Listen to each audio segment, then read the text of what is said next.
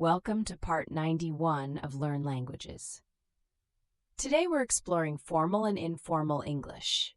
The same idea can be expressed in many different ways. The level of formality depends on who you're talking to. Let's compare some examples. Informal. Hey, how's it going? Good afternoon. How do you do? Informal. Want to grab lunch? Formal. Would you be free to join me for lunch? Informal. I gotta go. Formal. I'm afraid I must be leaving now.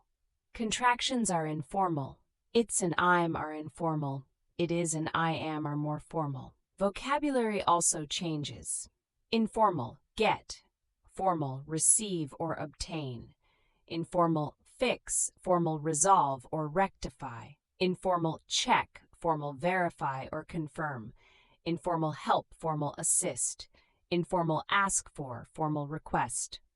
When should you use formal English? Job applications, official emails, business meetings, academic writing. When can you use informal English? With friends, with family, in texts and messages, social media. A simple rule: if in doubt, be formal. You can always relax your language if the other person does, but starting too casually in a formal context is hard to recover from.